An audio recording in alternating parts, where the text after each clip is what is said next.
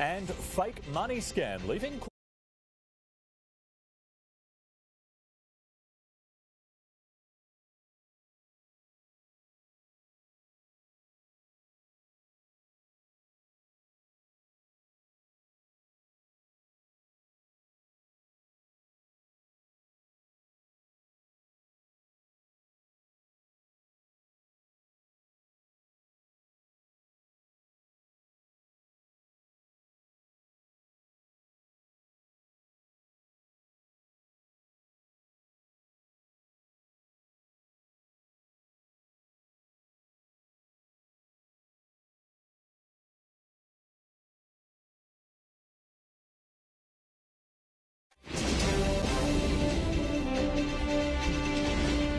Tonight, homes become inland buoys as dozens of suburbs are swallowed by the north's relentless rain. The true magnitude of this 1-in-100-year weather event only just beginning to be realised. Bowen prepares for what's to come, with cyclonic winds adding to the flood threat. Also, caught from above, exclusive video of a dangerous Humes suburban stunt.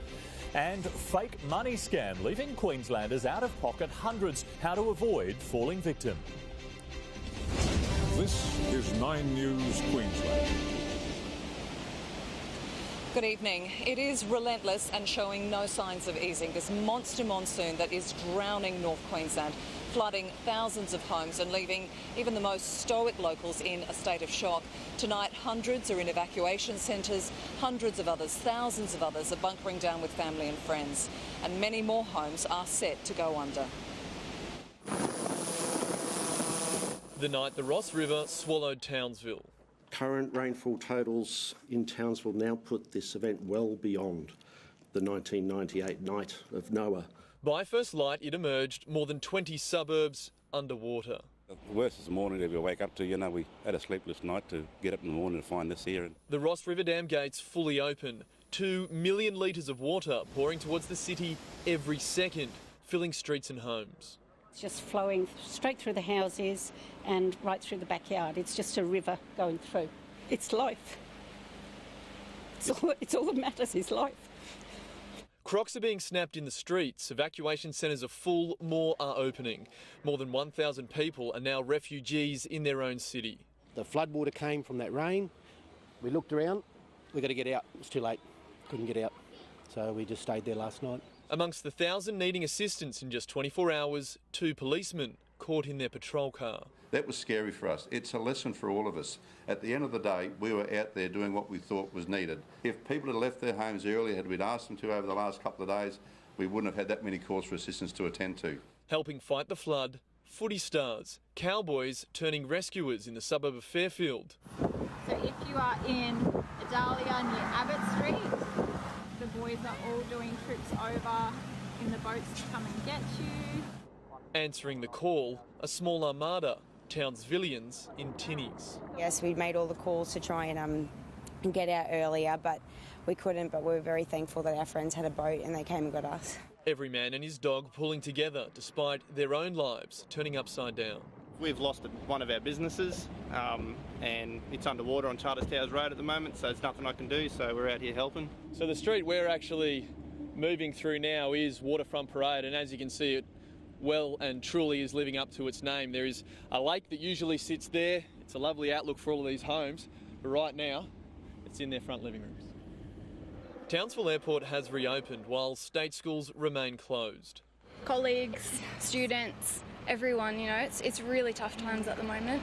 Yeah, you're just lost for words sometimes, like your heart just breaks, yeah. Children instead learning about life in a disaster zone. It was really scary. Dad woke me up early just so I could see. So we all went looking for a lot of AA batteries so we could fill up our light that we got. And the river may not be finished with the city just yet. I think there's more to come. It seems to be just more and more water coming down from the dam. Well, Rob joins us now from the water there at Fairfield. Rob, what's the situation for residents now? Well, Melissa, we've actually just popped back out here with a couple of boaties that have been running this route all day, and underneath us right now is the main road into Fairfield, and as you can see, from these signs which we're just passing now, there is still a lot of water on the road here. It's going to take days, if not well over a week, for this to clear. The big concern now, though, is there is so much water on the roads, and although the flood level has dropped slightly, it's not going to take much for it to rise again. If we do see another decent downfall, it means we could yet see a yo-yoing effect with this flooding emergency. All right, Rob, thank you. We'll check in now with Emily Prain. And Emily, you've been given a first look at just how widespread this disaster is. I sure have, Melissa. Now, those ground shots you've just seen truly are heartbreaking, but wait till you see it from the air. It's up there that you get a real clear perspective of just how widespread this disaster really is. Now, we were lucky enough to be able to go up in a helicopter this afternoon. The flight was fairly short, only about 15 minutes before the weather again started deteriorating, but I can tell you that was certainly enough time to be able to bring you these pictures showing just how bad the damage is. It's the start of a journey into the very clouds that have brought so much havoc across the far north. You can see for the first time the true devastation. There's a lot of inundated houses and probably maybe half of Townsville communities flooded.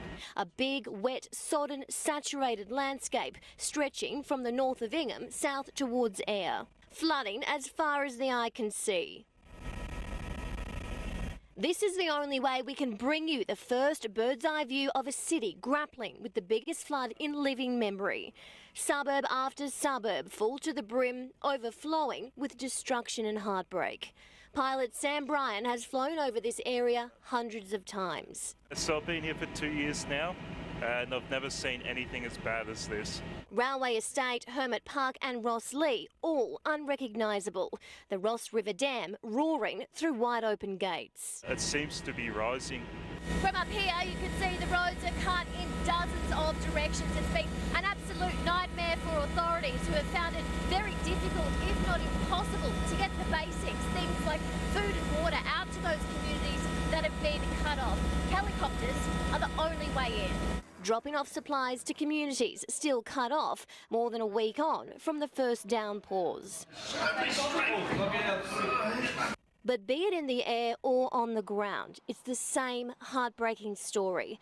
How it looks tomorrow after the peak will only cause more pain. In Townsville, Emily Prain, 9 News. And look, they are used to flooding in Townsville, but nothing like this. And long-time Townsville residents, they are just dealing with this unimaginable flooding and the consequences of that as they try to now face the reality of their situation. But for every family that is anxiously waiting to get home, another is opening their doors. Alf Hasselberger has lived through floods, but none quite like this. We weren't going to move, but we got a bit scared, really. He and his wife Cynthia this morning making the anxious journey back to the place they once called home. Oh, we start all over again. Alf's son-in-law forcing them to evacuate last night. Obviously, my in-laws left it until last minute. They didn't expect it to be as serious as it is. Well, why did you leave it to last minute? You thought you were going to be okay? Because my neighbour convinced me, said that we've got to go. Things are getting worse, so that's the only reason. She came here for a holiday. Yeah. Yeah, she's been here a week. She's going back this Sunday. As stories like this multiply by the thousands, those on drier ground open their arms. This soccer club at Woolgaroo, now a refuge. So obviously there's people out there that are hurt, so they're able to come down here and have something to eat, a bit of power. Some people are charging their phones, which I'm old, I didn't think of that sort of stuff, but it's been really good for them. From free snags. I gave the community some sausage sizzles. Give it the thumbs up. Nice. To sandbags. So you're just loading them into your truck and taking them over? Just take them over, whoever wants them, they can grab them. And of course, a little footy. Club member Dave Robinson even sleeping rough, all to lend a hand. And then I helped with the sandbag, and by the time it was time to go home, it wasn't an option. So I actually slept on the pool table here because I was like thinking, if the water comes in, I've got a metre head start and then I can climb on the roof. But it's quite comfortable, actually. Really? Yeah. I'm amazed. A self-made evacuation centre, as long as the snags last. Who wants onion?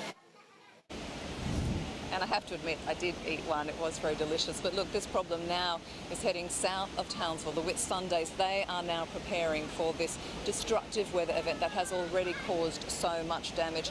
Residents in towns like Airlie Beach and Bowen, they are used to natural disasters. Really, they are just recovering from Cyclone Debbie, which was just 2 years ago. Part of the tourist paradise of the Whitsundays, Bowen is readying for the downpour. Residents stocking up on essentials. Mainly bread and eggs and kitty litter. Supermarkets in the region, including at Airlie Beach, getting low on fresh produce. The freight route from Townsville cut off, stocks coming from Brisbane, but deliveries are limited.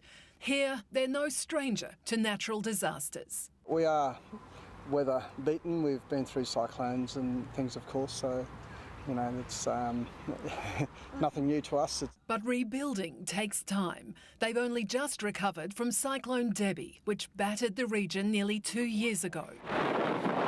The most costly cyclone in Queensland's history, causing more than $1.5 billion in damage. And now this region is in line to receive Mother Nature's latest destructive system. Well, it's the similar conditions that have been affecting Townsville, but now it's starting to move a little bit to the south. Flash flooding is forecast, creeks and river catchments already saturated.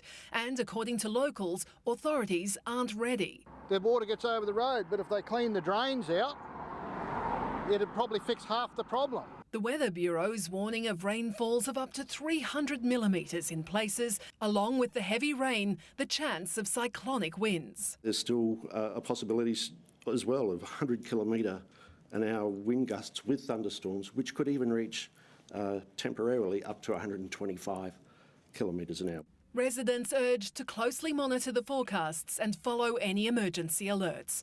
Bridie Barry, 9 News. Let's cross now to our weather expert, Gary Youngbury. Gary, when can we expect conditions to ease in Bowen? Well, Melissa, some light rain falling there consistently today, but I think the falls will start to get heavier overnight, and especially as we move into tomorrow, right across the central coast of Queensland. And what I wanted to show you is the radar right across far north Queensland. We've still got heavy rain down through the northwest from Cloncurry to Mount Isa, but the heavy falls around Townsville, you can see it's starting to slide southwards, extending down towards Mackay. So the central coast, Bowen through to Mackay as we move into this evening and the next couple of days. So how long is this going to last? Well, what we have is this tropical low looks like moving out towards the northeast, but at first that's what will increase the rainfall and the winds for the central coast of Queensland. So the next 48 hours before it eventually towards the weekend moves offshore. So how much more rain are we likely to get throughout the region? Well, our computer models are indicating the central coast, as we mentioned, Bowen to Mackay, still 400 millimetres plus likely, but most of that will fall over the next 2 to 3 days, and still some heavy falls to come through the far northwest of the state. Some of that extending down into southeast Queensland. I'll have more details in Brisbane's forecast coming up, Andrew. All right, be good to know too. Thanks, Gaz. Well, leading the rest of the day's news, the man accused of murdering his cheerleader girlfriend on the Gold Coast 6 years ago will walk free on bail. Tessa Hardy is at the Supreme Court. Tessa, why is this man getting out at this stage? Well, Andrew, because these bail conditions, really, they're unprecedented. In fact, they're the most stringent the judge hearing the case has ever seen. Dan Sheeran, who's now formally changed his name to Jada Morea, is accused of murdering his girlfriend, Brianna Robinson, who plunged to her death from his Gold Coast balcony 6 years ago. He's also facing 9 stalking charges in relation to other women, but now he'll be legally required by the courts to tell police before he enters into any new sexual relationship. He'll also be required to tell that person about these legal proceedings. He can't use social media. He'll have to hand over his passwords to police, and he'll also have to wear a tracking device. It's a circumstantial case and he'll be defending the allegations. How's your client going to feel about being granted bail? I'm not going to make any further comment, but I would suspect that he'll be pleased. Now, Andrew, another key consideration in granting bail is that a trial in this matter is still around 2 years away. Tessa, thanks. Well, let's go to Alex Heinke now, who's got more information on the Brisbane airport bomb hoax. Good evening, Alex. The man police say is responsible yet to face court. Yeah, good evening, Lofty. Well, he was meant to face court today, but he hasn't. He's been here at the Royal Brisbane Women's Hospital, suffering from chest pains while under police guard. Now, authorities allege he is the man responsible for bringing the Brisbane International Airport to a complete standstill on Saturday night. Authorities will allege he not only threatened the life of one woman that was known to him with a large knife, he also threatened the lives of hundreds of passengers that were at the airport at the time. Now, as you can understand, he is facing a long list of very serious charges relating to not one but two bomb hoaxes and, of course, breaking several domestic violence orders as well. Now, Lofty, if he is healthy, he'll be due to appear in court on Wednesday. If he's not healthy, well, court will come to him. He'll be having a bedside hearing right here. Alex, thank you.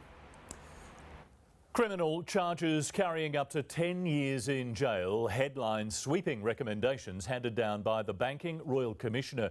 The long-awaited final report follows bombshell revelations of appalling behaviour within the industry. The government now has 76 changes to take on board.